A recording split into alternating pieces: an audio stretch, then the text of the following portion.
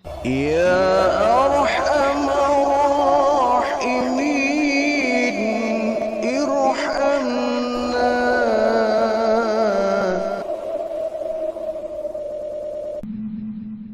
Dan dari 4 sahabat baginda Rasulullah yang termasuk kelompok Khulafaur Rasyidin, Umar bin Khattab ini salah satu sahabat yang sangat menonjol ya.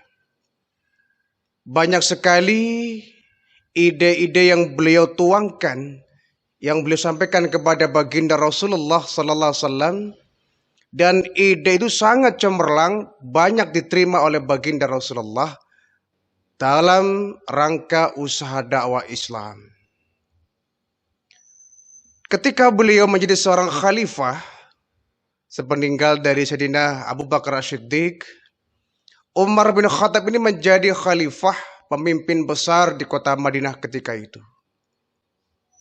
Beliau banyak memberikan keteladanan ya, banyak memberikan contoh-contoh yang sangat baik ya, terutama untuk umat yang hidup di zaman sekarang ini. Tingkah laku beliau, akhlak beliau yang diadopsi dari tingkah laku dan akhlak baginda Rasulullah sallallahu alaihi wasallam. Terutama saat beliau menjadi seorang khalifah, beliau itu banyak melakukan pembaharuan, banyak berbuat sesuatu yang sangat mulia. Bahkan beliau pernah mengatakan bahwa tidak ada satu tempat yang dulu pernah aku berbuat kesalahan yang tidak aku tebus dengan kebaikan. Artinya ketika Sayyidina Umar bin Khattab ini menjadi orang Islam, tempat-tempat yang dulu beliau dipakai untuk berbuat jahat, tempat-tempat yang dulu beliau melakukan kejahatan sebelum Islam, tempat yang dulu beliau pakai untuk bermaksiat, ketika beliau menjadi seorang muslim, maka tempat tadi didatangi oleh Umar bin Khattab, beliau tebus dengan perbuatan mulia. Kalau kemudian ada orang yang tersakiti, maka beliau kemudian menggantinya, menebus dengan perbuatan yang mulia, dengan akhlak yang luhur.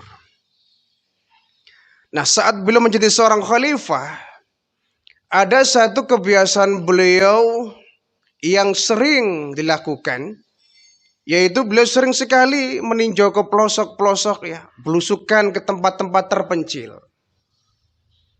Jadi kalau ada pemimpin di zaman sekarang yang melakukan belusukan, itu bukan model baru, itu bukan produk baru, itu bukan bahan baru. Jauh-jauh Umar bin Khattab sudah pernah melakukan hal ini. Beliau belusukan ke kampung-kampung, ke tempat-tempat yang terpencil, melalui gang yang sempit, jalan setapak, setiap hari itu. Bahkan sangat sering beliau di waktu malam hari, yang mestinya beliau itu beristirahat, tapi beliau terus belusukan ke warga-warga ya, untuk memastikan bahwa rakyatnya semuanya makmur, bahwa rakyatnya semua terjamin. Jadi beliau pantang untuk tidur sebelum beliau mengecek, melihat bahwa rakyatnya itu dalam kondisi yang kenyang. Nah, satu malam, ini ada kisah sangat menarik ya, dan ini kisah yang sangat fenomenal. Satu hari Sayyidina Umar bin Khattab ini ditemani oleh staf beliau bernama Aslam. Beliau malam hari itu belusukan ke kampung-kampung. Kata Aslam, wahai Sayyidina Umar khalifah, kita kan malam hari ini mestinya istirahat ya. Tuhan kan sudah capek dari siang bekerja untuk rakyat. Malam hari ya dipakai untuk istirahatlah. Ngapain kita harus malam-malam ini keluyuran? Kata Umar bin Khattab, wahai Aslam, betul. Malam hari adalah waktu kita istirahat. Tapi mataku nggak bisa tidur sebelum aku tahu pasti bahwa rakyatku sampai detik ini, malam ini semua dalam kondisi yang kenyang. Aku pantang untuk tidur sebelum aku tahu bahwa rakyatku malam ini semuanya dalam kondisi yang sejahtera. Iya wahai khalifah, Kan engkau bisa tinggal di rumah saja. Kau kan punya staf ya. Biarlah kami yang kemudian melakukan belusukan ini. Nanti Tuhan tinggal menunggu laporan. Kata Umar bin Khattab, wahai Aslam, bukan aku nggak percaya kepada kalian. Tetapi aku ingin langsung melihat sendiri dengan mata kepalaku sendiri bahwa rakyatku dalam kondisi yang sejahtera. Ya, tapi kan nggak harus tiap malam Tuhan. Tidak. Pokoknya aku ingin setiap malam tahu bahwa rakyatku dalam kondisi yang sejahtera. Baiklah Tuhan, kami akan setia mendampingi Tuhan. Perjalanan Umar bin Khattab bersama Aslam itu. Jalannya lewat gang yang sempit, jalan setapak ya. Lewat dari lorong ke lorong, dari rumah ke rumah terus dipantau. Sampai kemudian Umar bin Khattab ini melewati satu rumah di sudut kota Madinah. Ada satu rumah di situ, rumah kecil reot ya. Ketika hendak melewati rumah itu, Umar bin Khattab ini sedikit kaget. Karena di dalam rumah itu ada jerit rintihan anak yang sedang minta makan ke ibunya. Ibu lapar, ibu lapar. Aku ingin makan, dari sehari ini aku belum makan. Lapar ibu, lapar ibu. Kata ibunya, sabar ya nak, ibu sedang masak kok. Sebentar lagi akan matang. Kalau matang nanti kita makan rame-rame. Tapi bu, kata anaknya, sudah lapar bu. Iya, begini saja ya. Mending kalian tidur dulu sambil nunggu ibu masak. Nanti kalau sudah matang, ibu bangunkan kalian, kita makan bersama-sama. Baiklah bu. Anaknya itu rupanya lebih dari satu ya. Anak-anak itu akhirnya nurut apa kata ibunya. Mereka tidur dalam kondisi perut yang lapar. Ya Umar bin Khattab ini nguping terus ini. Ini ada anak minta makan lapar, minta makan lapar. Ibunya sedang masak ya. Saya sedikit curiga, ada apa nih rumah ini. Akhirnya karena Umar bin Khattab ini penasaran, dia bilang ke Aslam, wahai Aslam, aku ingin ngecek rumah ini. Kok tadi ada anak yang kelaparan minta makan. Yuk kita masuk. Baik Tuan. Ketuk pintu, assalamualaikum, waalaikumsalam warahmatullah. Dibuka pintunya, kata sang ibu, wahai Tuan berdua. Tuan berdua siapa? Malam-malam begini datang ke rumah kami. Wahai ibu, ya Umar bin Khattab enggak memperkenalkan diri bahwa saya Umar bin Khattab. Beliau menyamar ya. Nyamar itu. Wahai ibu, kami seorang musafir yang lewat ke tempat ini. Mohon kiranya ibu bisa memberikan saya tempat untuk bernaung ya. Di luar sangat begitu dingin, kami butuh kehangatan. Boleh nggak kami berdoa masuk ke rumah ibu? Baik Tuhan, silakan. Tapi rumah kami apa adanya. Dan kami mohon maaf nggak bisa menjamu tuan-tuan ini. Nggak apa-apa ibu. Kami nggak butuh jamuan ibu. Kami ingin masuk sebentar. Silakan Tuhan. Umar bin Khattab masuk ke rumah ini bersama Aslam. Kemudian beliau ya lihat dari langit-langit, dari kondisi rumahnya. Masya Allah nih. Rumahnya sangat begitu tua dan rapuh. Ibu, saya mau bertanya. Ada apa Tuhan? Tadi aku lewat rumah ini, tempat rumah ibu, iya. Aku kok mendengar ya anak ibu kok meraung-raung, menangis, merengek minta makan. Mereka bilang lapar seharian belum makan. Apa benar? Benar Tuhan. Hari ini kebetulan kami tidak ada yang bisa dimasak dan tidak ada yang bisa dimakan. Akhirnya hari ini kami berpuasa. Anak-anak kami ajak untuk berpuasa semuanya. Dengan harapan mudah-mudahan nanti ketika maghrib tiba, ada rizki datang, ada orang memberikan makanan. Tapi hingga sampai maghrib tiba, sampai isya, sampai tengah malam seperti sekarang ini, kami belum dapat rizki. Kami semua dari pagi belum makan Tuhan. Oh gitu? Iya. Lalu ibu sedang masak kan? Iya Tuhan, tetapi yang saya masak bukanlah makanan. Bukan makanan. Kau masak apa, Ibu? Silakanlah Tuan bisa lihat sendiri. Umar bin Khattab mendekati tungku, kemudian buka sang periuk, ya, sebuah panci besar dibuka oleh Umar bin Khattab. Kaget luar biasa Umar bin Khattab ini. Ternyata isi dari panci itu bukanlah makanan, tapi beberapa butir batu yang sedang direbus. Wahai ibu, kau sedang masak batu, apa ini? Kau makan batu?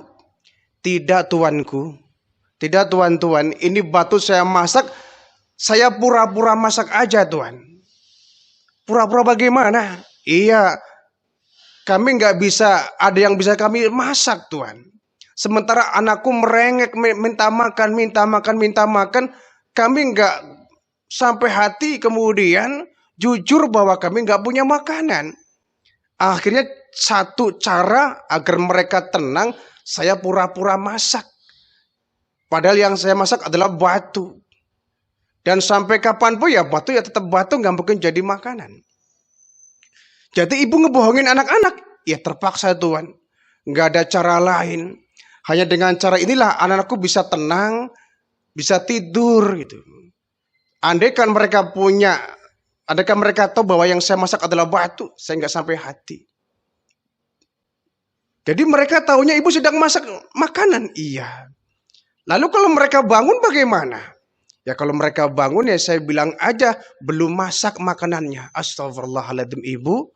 Ibu ngebohongin kedua anak ibu. Ya bagaimana tuan, saya nggak bicara lain. Saya nggak bisa ada yang dimasak. Hanya Umar bin Khattab ingin mengorek ya. Ibu, memangnya Umar bin Khattab itu pemimpin ibu? Iya tuan, tapi Umar bin Khattab itu pemimpin yang zalim tuan. Dia nggak tahu bahwa yang diajak bicara adalah Umar bin Khattab. Tuan-tuan perlu tahu bahwa kami rakyat kecil nggak pernah diperhatikan oleh Umar bin Khattab. Dia hanya sibuk di istananya saja, nggak pernah ngurusin rakyat model kami. Tiap hari kami kelaparan, dia nggak tahu. Dia pemimpin yang zalim. Mudah-mudahan Allah memberikan balasan yang setimpal untuk Umar bin Khattab. Ini Umar bin Khattab mendengar ucapan sang ibu ini gemetar luar biasa. Air mata menetes, keringat dingin menetes. Astagfirullahaladzim, astagfirullahaladzim. Ternyata rakyatku masih banyak yang kelaparan. Contohnya sang ibu ini. Umar nggak marah ya. Aslam yang sempat marah itu. Aslam hampir terpancing ketika sang ibu ini bilang, Umar itu pemimpin yang zalim, pemimpin yang biadab, pemimpin yang nggak peduli dengan rakyatnya. Aslam agak sedikit emosi, mau ngomong disetop oleh Umar. Aslam, kau tetap tenang, ini urusanku. Jadi Aslam tetap diam akhir. Dia udah nggak terima ketika Umar dicaci maki. Dia nggak tahu bahwa itu Umar bin Khattab. Baiklah ibu, kata Umar. Ibu tunggu di sini ya. Ibu tunggu di sini. Sebentar kami akan pergi. Insya Allah beberapa jam ke depan kami akan datang lagi ke rumah ini membawa bahan makanan. Baik tuan. Umar bin Khattab bersama Aslam kembali pulang ya. Dengan langkah yang begitu cepat luar biasa ya. Langkah yang begitu cepat setengah lari itu. Wahai khalifah, kenapa engkau lari seperti itu? Aslam, kau tahu aku begitu terpukul dengan ucapan sang ibu tadi. Aku malu di hadapan Allah. Aku takut kena azab dari Allah. Aku sebagai seorang pemimpin sudah memberikan servis yang sangat buruk. Rakyatku masih banyak yang kelaparan. Sekarang Tuhan mau kemana? Kita pulang, kita menuju ke Baitul Mal, kita bawa bahan makanan. Tuhan, sekarang, oh ibu ini lagi kelaparan malam ini kok. Nggak bisa ditunda besok Tuhan, nggak bisa, harus sekarang. Besok aja lah Tuhan, sekarang sudah tengah malam, Tuhan butuh istirahat. Tidak Aslam. Apakah kau bisa menjamin bahwa umurku sampai besok? Bagaimana kalau kemudian malam ini aku dicabut ruhnya, sementara aku meninggal dalam kondisi memiliki rakyat yang masih kelaparan? Kau bisa menanggungnya? Kau bisa memberikan sebuah jaminan bahwa esok masih aku hidup? Enggak. Nah, kalau nggak bisa sudah, malam ini harus kita kerjakan. Baik Tuhan. Umar bin Khattab kemudian jalan begitu cepat menuju gudang ya. Gudang Baitul Mal yang di situ simpan beberapa karung gandum dan roti serta daging ya. Masuk Umar bin Khattab langsung mengambil sebuah karung besar, memasukkan beberapa gandum-gandum yang segar ya, tambah dengan daging dengan roti. Satu karung besar. Setelah selesai diikat, kemudian langsung ya, dibopong, dipanggul oleh Umar bin Khattab. Kata Aslam, wahai khalifah, biar ini karung saya yang gotong, saya yang manggul. Jangan Aslam, jangan. Kenapa Tuan? Ini urusanku dengan Allah, wahai Aslam. Ini tanggung jawabku sebagai seorang pemimpin. Kalau kau menggendong karung ini, apakah kau juga bisa menggendong dosaku di akhirat? Ya, tidak bisa tuh. Nah makanya, biarkan ini urusanku, ini tanggung jawabku, ini kewajibanku. Aku langsung yang akan menggotongnya. Subhanallah, Umar bin Khattab tuh langsung membopong ya. Karung yang besar yang isinya ada gandum-gandum segar. Dibopong, dipanggul sampai ke rumah sang ibu tadi. Begitu sampai di rumah sang ibu tadi, ketuk pintu, assalamualaikum, waalaikumsalam. Ibu, ini kami bawa sedikit makanan buat ibu. Ini ada gandum yang bisa dimasak dan dimakan malam ini. Langsung Umar bin Khattab yang mengambil gandum dan memasaknya. Ibu mohon pamit ya, mohon izin saya mau pakai dapurnya. Silakan Tuhan. Beliau yang langsung memasak itu gandum tadi. Sang ibu ini tertegun, hanya duduk dengan terdiam 1000 bahasa. Umar bin Khattab yang memasaknya, menyalakan apinya sampai nunggu dan sampai matangnya si gandum ini. Begitu matang dan masak sama Umar diaduk ya. Ibu, ini masakan sudah matang, silakan ibu bangunkan anak-anak ibu. Baik Tuhan. Kemudian ibu ini membangunkan anaknya. Ayo nak, kita bangun nak, kita makan nak. Ayo nak, kita bangun nak, kita makan nak. Kata sang anak, memang sudah matang bu, sudah masak bu, sudah. Yuk kita makan. Wah anak girang luar biasa nih. Bayangkan dari pagi belum makan sang anak ini. Diajak puasa dan belum berbuka puasa. Kalau nggak ada yang bisa dimakan. Begitu mendengar sudah masak, masakannya, wow, anak itu girang langsung ambil piring. Sama Umar bin Khattab dituangkan tuh 1 centong, 2 centong, 1 sendok terus sampai dimakan bersama di situ. Ya. Setelah semuanya kenyang, ya alhamdulillah Tuhan, berkat jasa baik Tuhan, malam ini kami bisa makan sekenyangnya. Tuhan luar biasa, akhlaknya begitu terpuji. Akhlak Tuhan begitu mulia. Peduli dengan kami-kami yang rakyat kecil. Berbeda dengan Umar bin Khattab ya. Umar bin Khattab mungkin malam-malam begini sedang tidur hangat barangkali. Tapi engkau tidak Tuhan.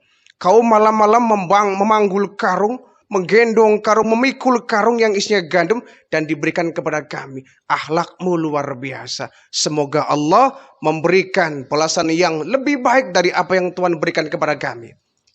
Terima kasih Ibu.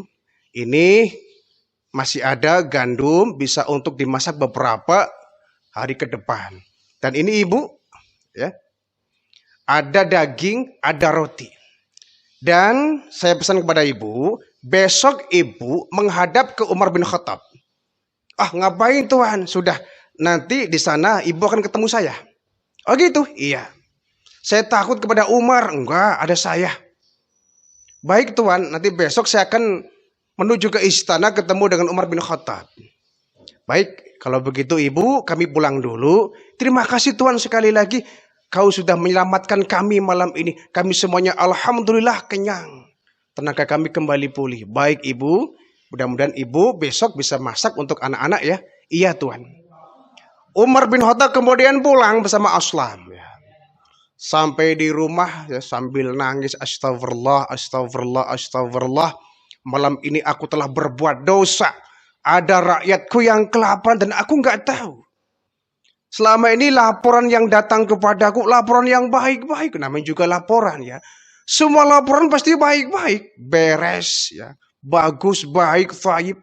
Makanya Umar bin Khattab kadang-kadang langsung terjun ke lapangan ingin melihat kondisi yang sesungguhnya.